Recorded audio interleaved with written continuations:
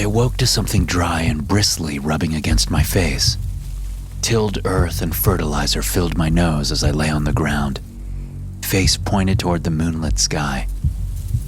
A wave of rustling echoed in my mind as a cool breeze flowed over my face. My eyes struggled to open, matted from a heavy sleep. Turning my head side to side, all I saw were endless rows of corn. The tops of the brown, crisp stalks bobbed lazily in the light wind. Their dry leaves brushed against each other, making a sound like dry skin catching on cheap linen. My head swam. It felt like a hangover, but I knew I hadn't drank enough to cause that.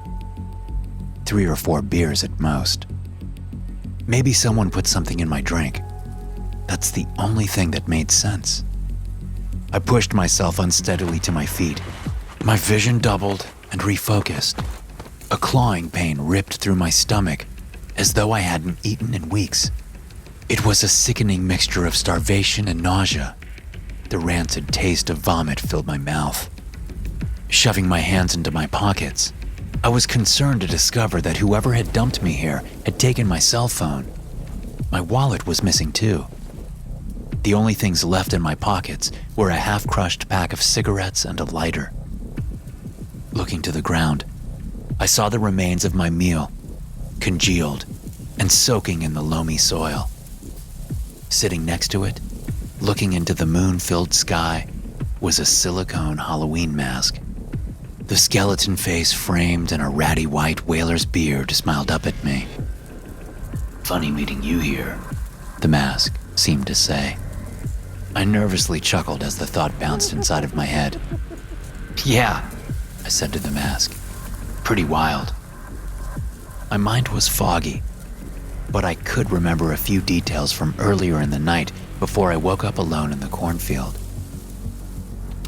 Marcus Hart, my roommate, told me one of the fraternities on campus had planned a Halloween kegger at someone's cabin. A girl Marcus was chasing after mentioned that she would be there, and Marcus had dragged me along. Marcus and I weren't outcasts by any means, but we weren't hanging with the popular people on campus. Friendly, sure, but party invitations weren't filling up our mailbox. The entire concept of a frat party seemed a little off-putting, but I hated to make him go alone. "I think Stacy's into me, Danny," Marcus said as my Acura rumbled down the country road. I was going to the party as a favor to him, so he had the pleasure of driving us. "Seems like a good signal that you told me about the Halloween party tonight. She didn't exactly invite us," I chuckled as I took a drag off my cigarette. A crisp autumn breeze was blowing in through a crack in the window, blowing ashes wildly through the cab of the car. "She didn't exactly volunteer the information. Didn't you ask her if she had plans?" Marcus took a hand from the wheel and extended his middle finger in my direction. I chortled again as I flicked the smoldering butt out the window. It bounced off the mile marker sign, exploding into a cloud of red cinders. "I'm just busting your balls," I heckled. "She could have just told you she was busy, and it seemed like she was pretty happy when you said you would stop by. Relax, it'll be a fun night." Marcus smiled at my response. "Let's not stick around too long," I said. "Frat guys are a bunch of assholes, and I'm not looking to spend the whole night with them drinking cheap beer and watching them show their ass."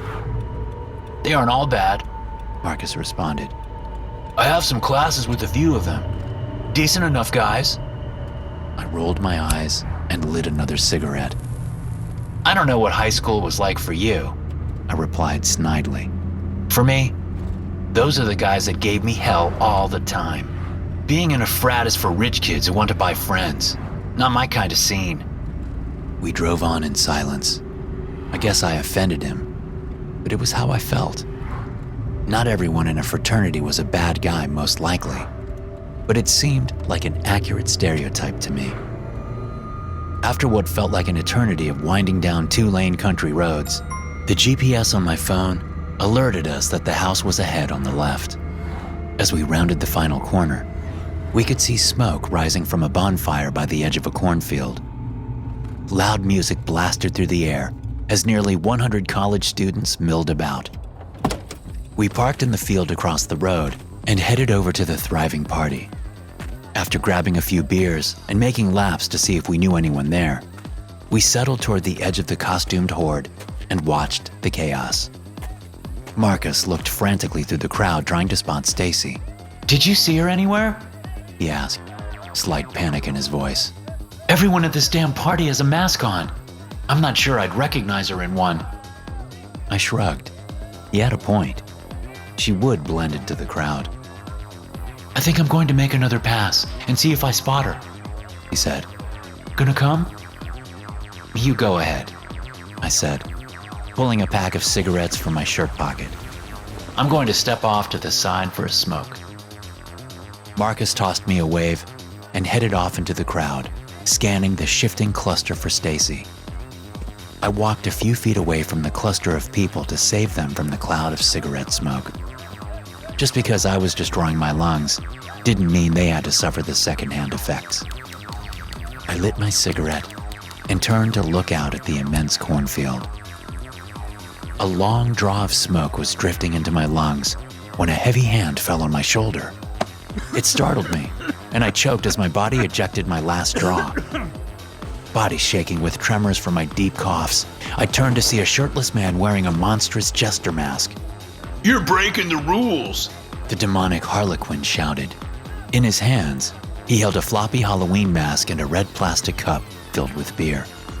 "If you want to stay at this party, you have to wear a mask and you have to drink some beer."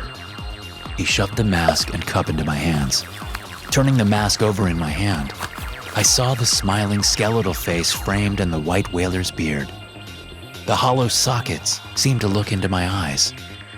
I had worn dozens of masks in my life, but something about this one made me uneasy. I couldn't explain it. Taking a long swig from the red cup of beer, I held the bearded skeleton mask out toward the man in the jester mask. He tilted his head to the side to express his confusion. I smiled at him and gestured toward the mask. "Not my style," I replied as politely as I could. "I'll have a few beers, but I'll pass on the borrowed mask. Sounds like an awesome way to catch COVID." "I don't think you understand," said the jester in a booming voice. He pushed the mask back toward my chest. I could see over his shoulder that the outer rim of the crowd had fallen silent. Dozens of masked faces turned toward us and watched our exchange. A few of the larger guys donning floppy masks and fraternity shirts stepped out of the crowd and began to walk toward us. "Wear the mask or get out of here. Are you too good for my mask?" My eyes scanned the line of large men marching toward us. Some of them dropped their cups to the ground and clenched their fists, veins bulging under their skin. Others cracked their necks side to side as they approached. More and more of the crowd behind them turned to watch us. I tossed the beer back nervously and smiled in an attempt to calm the situation. Reaching out, I grabbed the mask and stretched it over my head. The inside of it smelled like a medical glove, and the large frame caused it to shift randomly in front of my eyes. The world looked like a claymation movie as the scene before me came in and out of view. The line of fraternity guys stopped and eased their posture. Most of the crowd began to turn away and started dancing again. The jester patted me on the shoulder and laughed loudly. "That's the spirit," he yelled. "Let's get you another beer." He put his hand on my back and guided me toward the crowd and waved his hand. A young woman wearing a terrifyingly realistic zombie mask darted forward. She shoved another beer into my hand as the jester began chanting for me to chug. Soon, the crowd nearest to us joined in. Feeling a mixture of peer pressure and exhilaration, I pulled the chin of the skeleton mask over my mouth and tipped the beer back. Long waves of beer poured down my throat, leaving a metallic taste in my mouth, almost like it had sat in the keg too long. I wanted to spit it out, but I was afraid of how the jester may react. Cheers erupted from the crowd of dancing college kids. Their masks bounced and contorted unnaturally as they moved. My stomach churned as it tried to settle the sudden flood of beer. My vision began to blur. "Just one more," said a man dressed as a gorilla, shoving another beer into my hand. Just one more, and you'll be in the spirit of things. I once more tipped the beer back and the crowd roared with delight. That's the last thing I remember before waking up in the cornfield. They must have drugged me. My head throbbed as the rustling of the corn waxed and waned. Bright moonlight washed over the field, casting the faintest of shadows as it passed through the stalks. I looked at my watch and saw it was nearly midnight. Marcus and I arrived at the party around 7 that night. It couldn't have been longer than an hour before I had funneled the 3 drugged beers, so I'd been out in the field for at least 4 hours. Unsure of what to do, I decided to try to make my way out of the field. There were no landmarks available, so I started walking through the rows of corn. The stalks towered overhead, unusually tall. I had no view of the field at all. I even tried to jump a few times, but the massive wall of vegetation was too high to see over. In the distance, I could see that the row of corn appeared to come to a dead end. Most of my life had been spent living in a mid-sized city, and I didn't know much about farming, but I knew it was odd. Corn was planted in neat rows. A nervous bubbling grew in my stomach as I grew closer to the end of the row.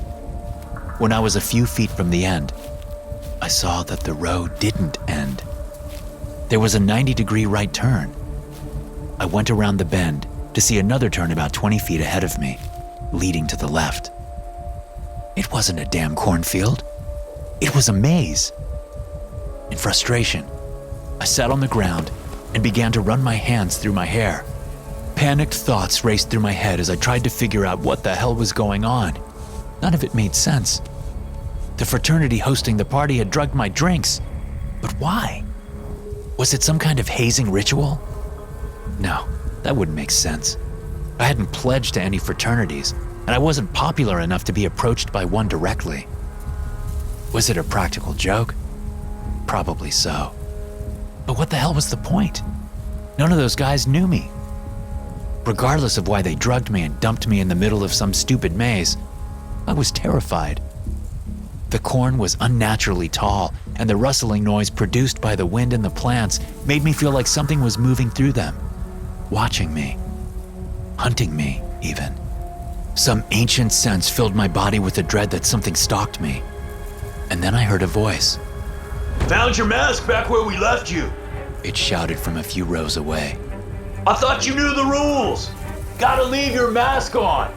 Don't worry, I'll bring it to you. Just hold tight. Heavy footsteps began to mingle with the rustling of the dry corn. We have to punish you for breaking the rules, though. He shouted again. It'll hurt, but I'll try to make it quick. Bolts of panic filled my body, and I jumped from the ground and began to run back in the direction that I had come. My body weight was trending forward, causing me to fall to the ground before regaining my feet and running as quickly as I could. Over here, shouted the voice I assumed belonged to the jester. He's running back to where we left him. No cheating, pledges. Stay in the maze. Anyone caught running through the rows will be punished. Dozens of footsteps filled the air now like a demonic herd of cattle moving through the field. Brief glimpses of masked faces appeared and vanished rapidly in the rows beside me. Some of them were so close I could hear their ragged, hot breath billowing inside of their rubber masks. Their hands reached out, slapping the dry stalks of corn. It created a deafening web of noise all around me. Only one pledge spot to fill this year, boys, came the voice of the jester. Whoever brings me his ears will join our brotherhood. A chorus of laughter broke out around me in response to the macabre order. There was a boiling sensation of fear and anger in my stomach as my feet hammered the ground, pushing me back toward the clearing where I had woken up.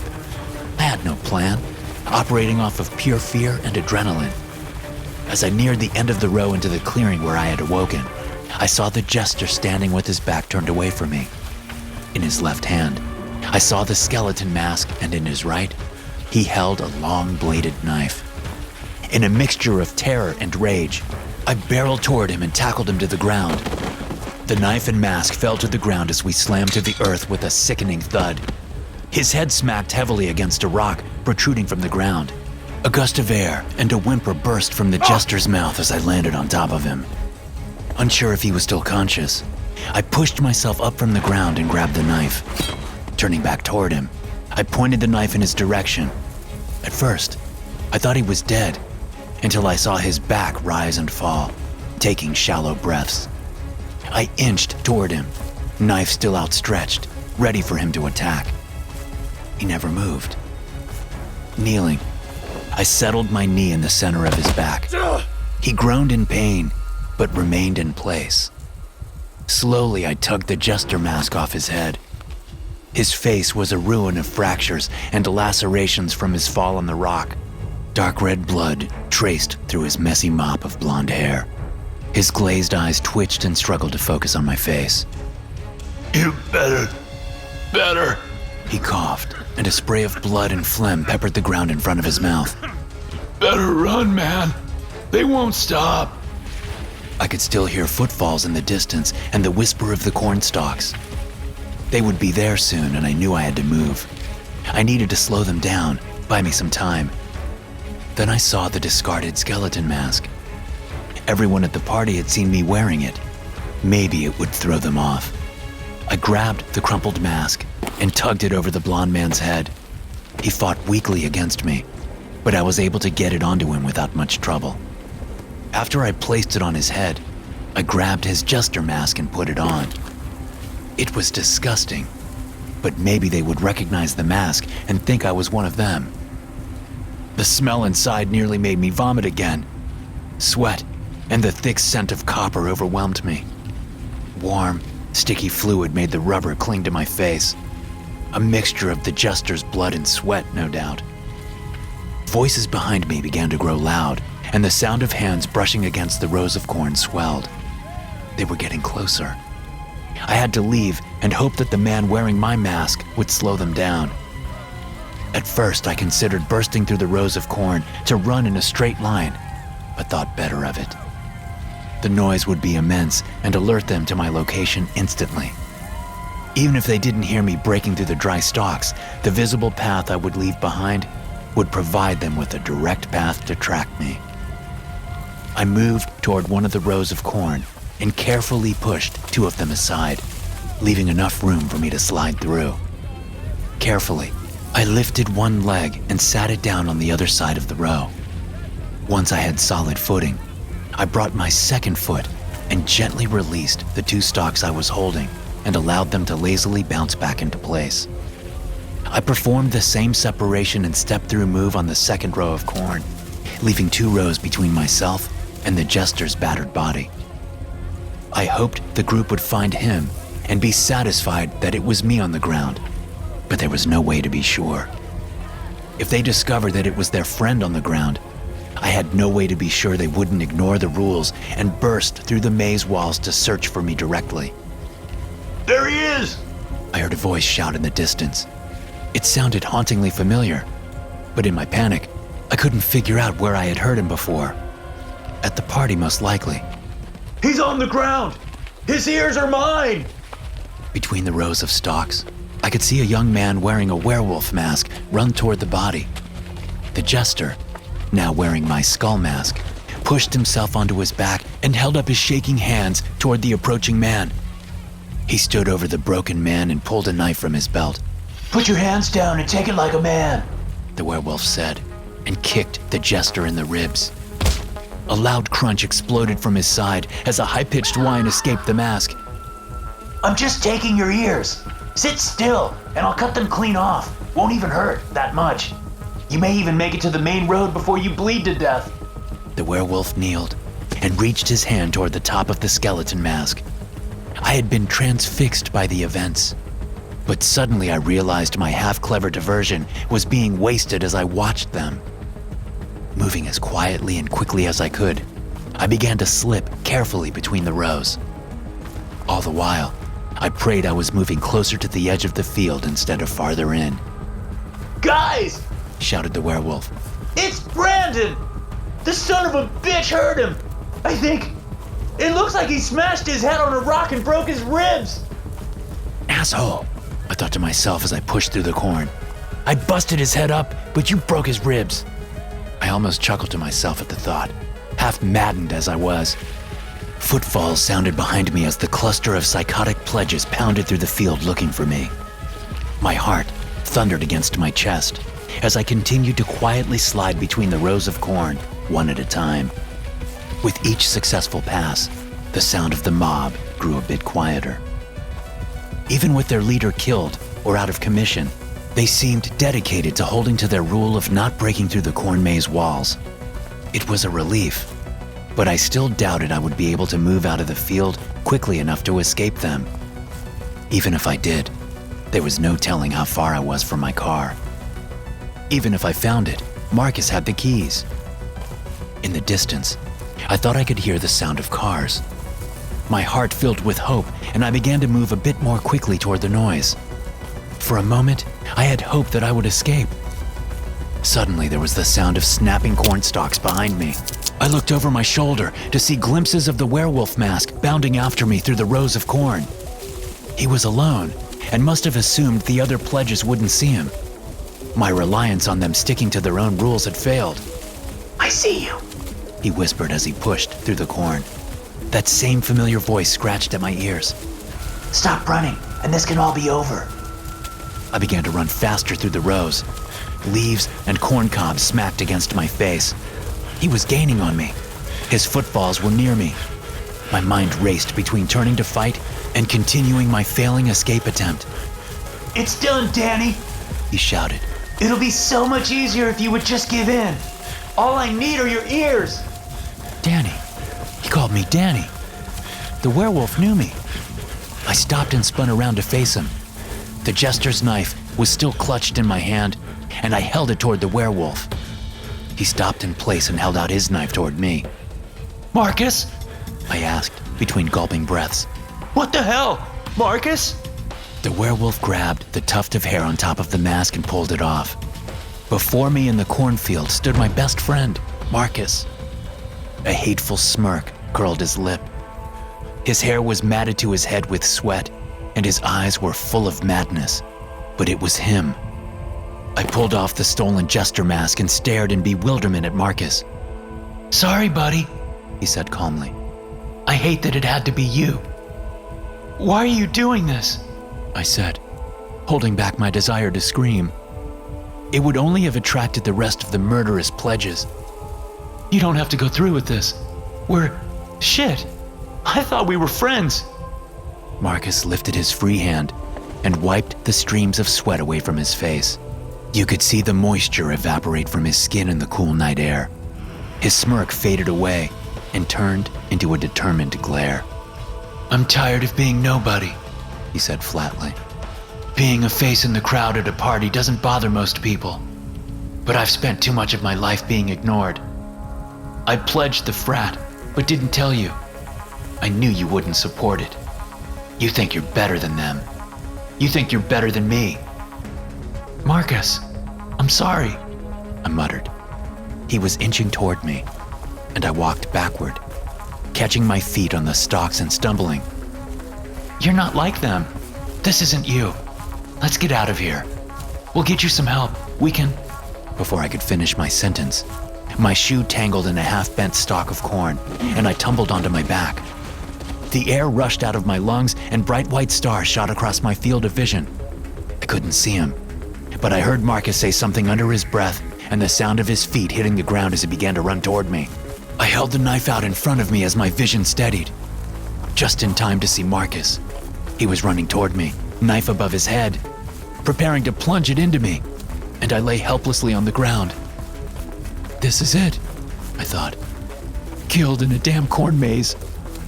Marcus was just above me, swinging the knife in a high arc when I made my final desperate move. I picked up my right leg and drove it into his knee. The joint hyperextended, angled in the wrong direction. He fell to the ground, shrieking in pain. The knife flew from his hand and into the row behind us. His howls of misery filled the air. I knew it would draw the rest of the pack. They were far enough away that it would be difficult for them to figure out where we were immediately. But I knew they would find us in a matter of moments if Marcus continued to scream. At that moment, I did the worst thing I had ever done. The worst thing I ever would do. I placed the knife to his neck and ran the blade from ear to ear. His cries and bellows ceased immediately. Dark crimson blood began to pour from the wound, bubbling as he attempted to speak. He reached for me and took a hold of my sleeve, but I slapped his weak hand away. As I stood to leave, he reached a hand toward me, gesturing for help. I looked into his eyes. The madness was gone. It was Marcus again, my friend. He was dying, and I had dealt the killing blow. Only moments later, his hand went limp and fell to the ground. Hot tears streamed down my face and bile rolled in my stomach. I had to get out of there. I needed help. I wanted to survive. The field was mostly quiet again. A cool breeze picked up and began to rustle through the corn again. The dry leaves crackled and scraped against each other. In the distance, I heard the horde yelling again. They weren't close yet, but they would be soon. My mind was still hazy from the drugs, and I was struggling to recover from having the air knocked out of me. All of my energy had been exerted during my escape attempt from Marcus. My tank was empty. I had killed my friend. The pack of pledges would find me soon. Even if I did manage to escape, what cop would believe any of it? I reached into my pocket and pulled out the crushed pack of cigarettes and a lighter. If I was going to die, I thought I should have one last cigarette, soothe my nerves and enjoy one final thing before I went. Placing the bent cigarette in my mouth, I cupped the end of the lighter and put the flame on the tip of my cigarette. As I was taking a drag to keep it lit, a cornstalk bent in the breeze and pushed a dried leaf into the flame of my lighter. It began to ignite rapidly. In a panic, I swatted at the burning stalk and smothered the fire. The smoke and light would lead them right to me. There was no need to draw attention to me any more quickly. Besides, it would ignite the entire field. That was it. Set the field on fire. Trap them inside. Cigarette dangling from my mouth, I placed the lighter on one of the dry stalks in front of me and sparked the flint. A tiny flame danced from the end of the lighter and spread across the dry leaves. It leapt from stalk to stalk in a matter of moments. I passed through the row of corn behind me and set 2 more stalks ablaze. Just like the first round, the tightly packed stalks of corn passed the flames between each other like cancer. As I passed through the 3rd row, I set a final blaze before turning to run toward the sounds of the road. I must have run through the seemingly endless rows for 10 minutes before I finally hit the edge.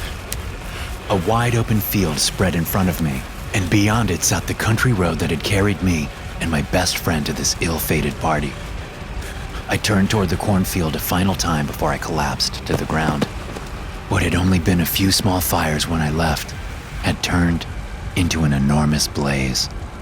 The flames licked toward the night sky, dancing like spirits against the dark backdrop. Over the crackles of the blaze, I could swear I heard screams. Thanks for listening. If you enjoy these stories, be sure to subscribe to the podcast and check out some more of my episodes here.